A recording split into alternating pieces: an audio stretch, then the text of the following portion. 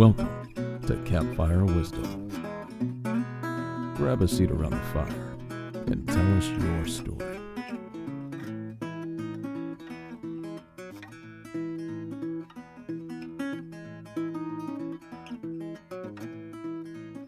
Hey everybody, welcome back to Campfire Wisdom. This is Greg.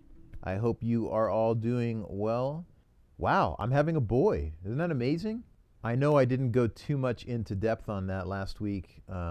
It was kind of a whirlwind trip. We were literally in my hometown for less than 48 hours. Did a little sex reveal party and then had to head home. But I did get a chance to sit down with my dad, as you guys know, and that turned out amazing. As I was editing the episode, I didn't want to add an intro and I didn't want to add an outro because I felt like the piece just spoke for itself. What a pleasure it was. Obviously, this is my dad, a guy I've grown up with, literally, and my entire life, you surround yourself with your family and your friends, but you really don't fully understand their frame of reference and their frame of thought until you maybe interview them. And that's what I'm realizing, because at that point, they realize that they're putting something into the cosmos and whatnot, and that's not something that my dad is used to. He's not used to being, cornered. I use the word cornered. I didn't actually corner him, but, saying, hey, Dad, I want to interview you. And then he has to think about how he wants his thoughts to come out and the cohesive side of what he wants to say. So getting all of those pieces together for him was kind of fun. And that revelation with the poetry thing, it just blew my mind. So I've got actually some feedback from a lot of you about how they just loved the episode. And I appreciate you reaching out. Thank you so much for that. I had a fantastic time, and I'm sure that came through. I think that was the least amount of time that I ever talked on a podcast, and it was the best. So I don't know if that's telling you something, but maybe I need to talk less, listen more.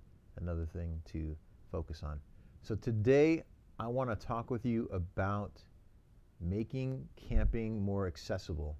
And how we're going to do that is, I think, just from my experiences talking with coworkers and friends and whatnot, a lot of the barriers is A, knowing a site, but B, what do you bring?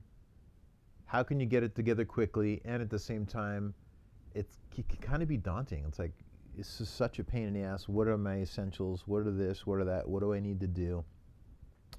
And I think if we can kind of put that into context and have a go-to camping bag that you just grab and you're going to hit the road and kind of, make sure that you've got everything in there and you're ready to go, that would be the way to handle it. You may have heard this term before. It's called a bug-out bag, also called an oh shit bag.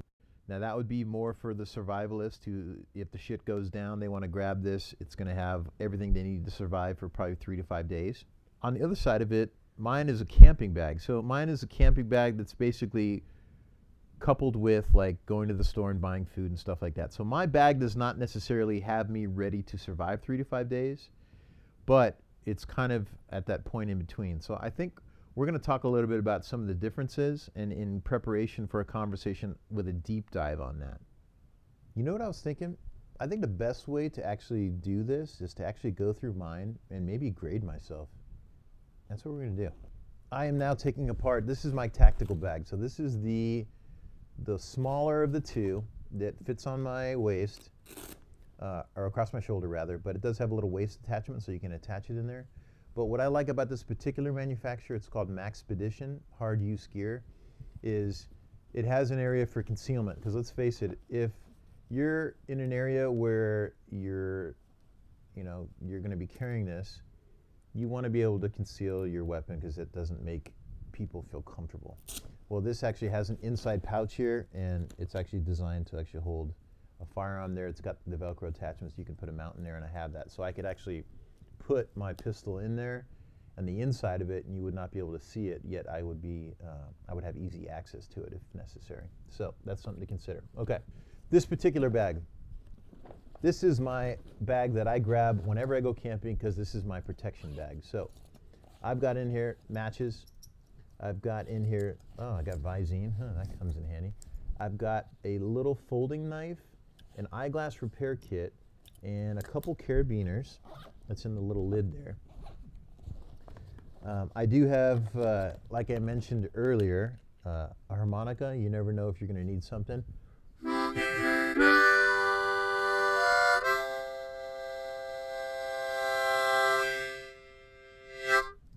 Anyways, I'm not amazing, but it sure is fun to play harmonica.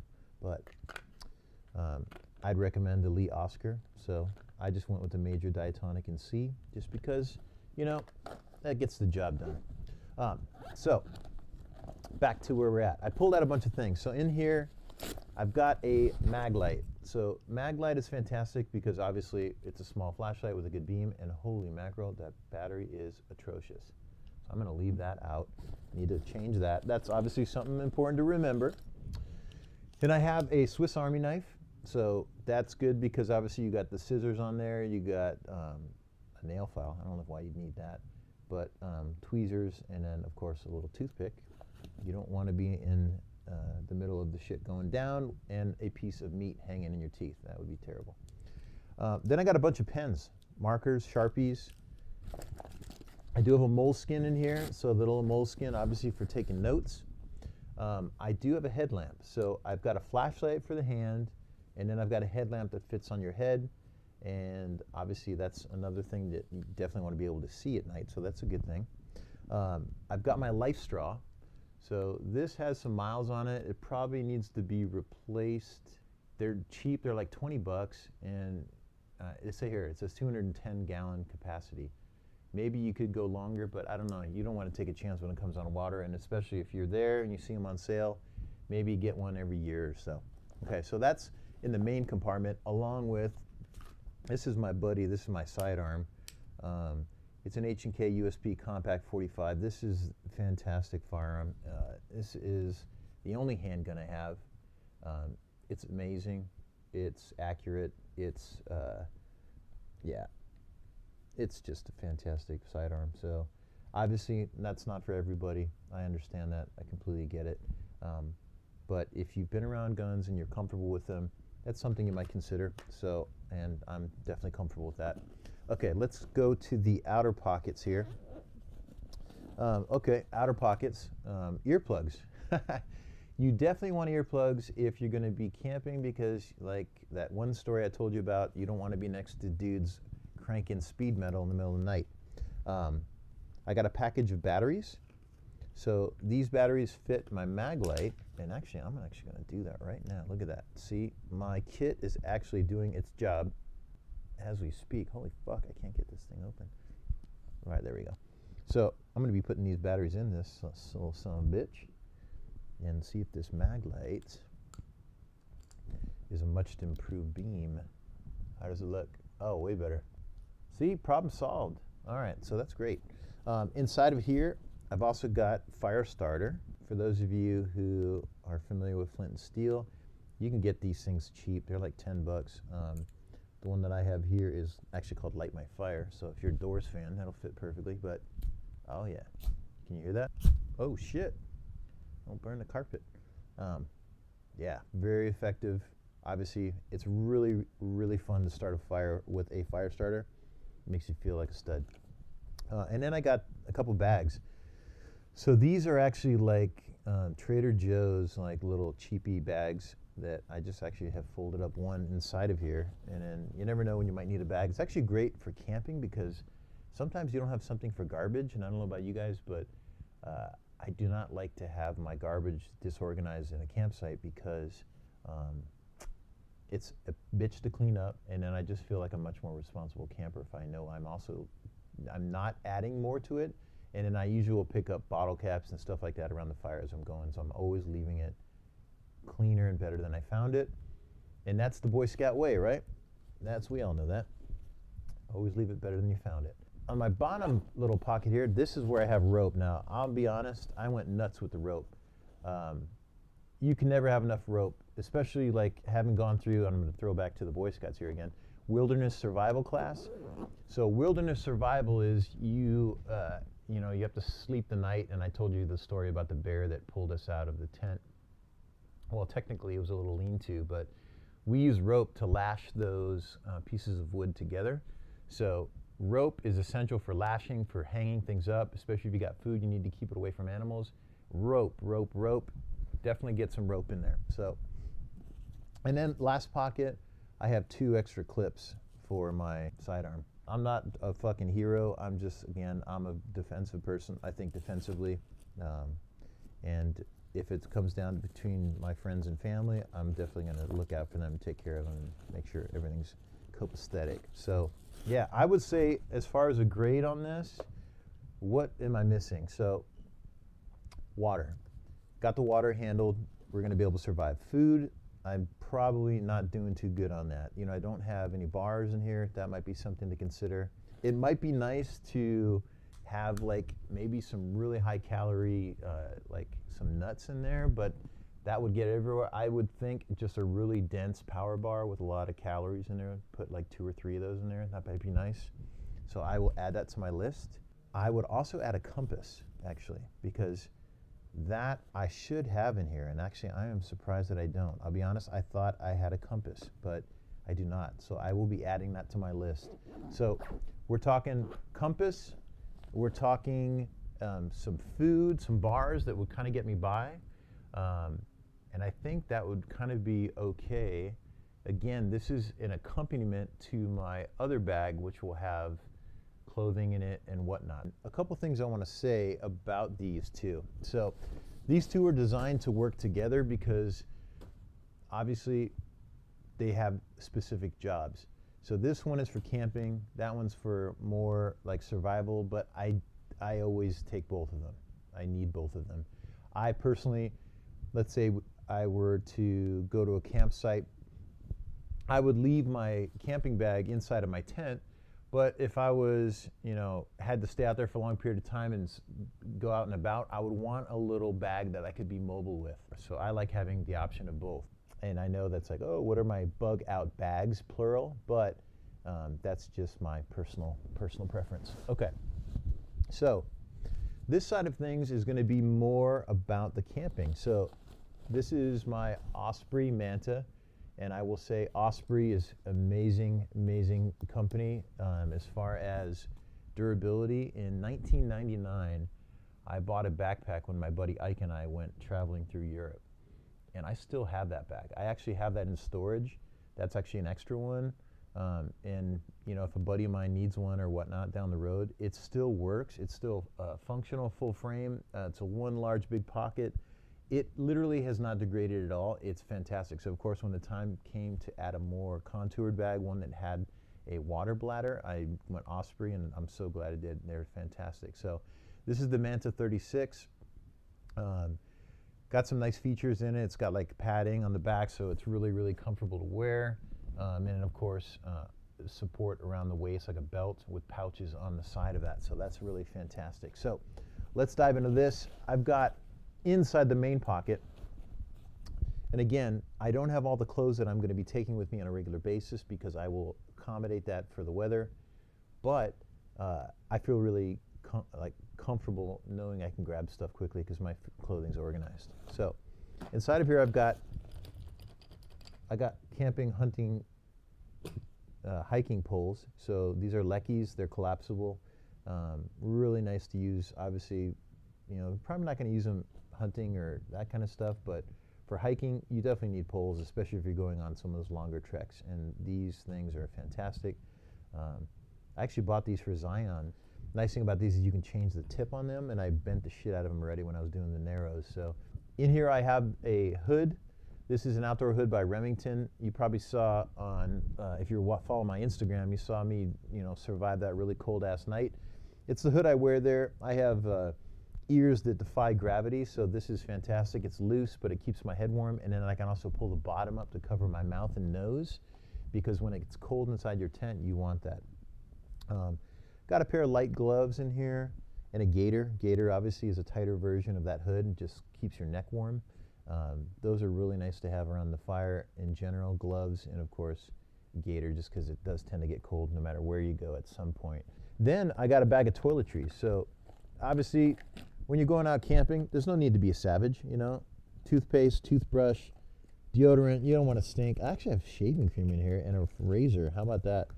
I don't know how much we're going to get done in the wilds out there as far as shaving is concerned, but that's something to consider. A little small bottle scope, some eye drops, and some Q-tips. Eye drops, believe it or not, I know I had Visine in my other pack, and I have it in here as well. The reason why it's nice is because I can't even tell you, you get shit in your eyes sometimes. And when you get shit in your eyes and you're outdoors and you're camping, what's the worst thing about it? Well, your hands are always dirty. So how in God's name are you going to try to get something out of your eye while your hands are dirty? Well, get some eye drops. So if I can make one recommendation, do that. Proper oral hygiene is essential while you're camping. So, you know, you don't need to wake up with a rotten mouth. That's just a bad idea. And then apparently, I think it's important to be able to shave at some point, even though I don't ever do that, but okay. Now we step into the smaller of the pockets. Oh, keep in mind, this pack also has a water bladder. So built into it is, you know, a little pouch for the bladder. The bladder fits in it and it runs out. And then of course you can just be sipping on it while you're on a hike or whatnot. So this is real nice and versatile. You can use it for a lot of different things. Outer pocket here. All right, pulling some stuff out. I've got a hacky sack. Okay, again, another entertainment piece, even though I'm not really good at hacky sacks. Oh, and here's where I have some food. Okay, so I've got several gels, and so I have another lighter here. I have a Kurt Cobain lighter. I have a snake bite kit, and I have a book of paper matches, and I have a mesh bag. It's just like an extra bag that I had from something that I wasn't using, but I was like, oh, you never know. Again, having bags and little pouches while you're camping is kind of nice. You never know, you might need them. I do have this pillow. It's called, it's a cocoon, like camp pillow. It fits inside the hood of my mummy bag. And then I have about 4 or 5 gels here. Now these are Cliff Bar gel shots, so they're energy. It looks like, how many calories are these? One packet is 110 calories, so it's not a ton of calories. I got like 500 calories here, but I probably need to get some bars for my smaller bag. That's what is on my list. I have a koozie here, and I have this koozie. This is from Milwaukee's Worst Bar. Funny story about this was when we went to, Alex and I, and we met his cousin Andy. We went to a Packers game. It was Chiefs and Packers. Packers won, of course, and what a fun time that was. So I'll take a picture of this so you guys can see this. This is really cool, fantastic. And then so koozie, I already mentioned hacky sack, and I have this camp cup, and I got to tell you, I love this fucking camp cup. It's made of titanium. I mean, it's a fucking cool ass metal. It's made by this company called Toaks, T-O-A-K-S, and it's just a little 450 milliliter, like a coffee cup's worth. But you can use it for anything. I can use it for water, for brushing your teeth, or going to get water down from, you know, if you find like a nice stream or something, or just holding stuff. You know, you never know. You can actually even cook with it too, because it, being titanium, will withstand heat. You can put it right onto a grill or right into the fire itself if you need to cook. Of course, you need to make sure that you handle that properly, but that can be a real handy thing. So I'm gonna give myself. As far as like a grade, that's a funny thing. I would say I'm going to give myself a B+. Yeah, I guess I didn't really plan on diving into my own bags, but I think that was actually very, very effective because I think I'm missing the food side of it. And you know what is another thing that actually could be missing? So whistle. So whistle, food, and a compass. Those are definitely some things I need to add. If there's any other ideas that you guys have on some essentials as far as your camping / bug out bag / oh shit bag, let me know. I'd love to hear about it. So we'll dive some more in this and we'll revisit some things because I think as it goes, I will be adding more to it. And again, if you have something that you have in yours that is absolutely critical, essential, let me know. I would love to hear about it. campfirewisdom@gmail.com. This has been a lot of fun. So thanks so much for spending some time with me today, and I hope you have a great week. Bye-bye.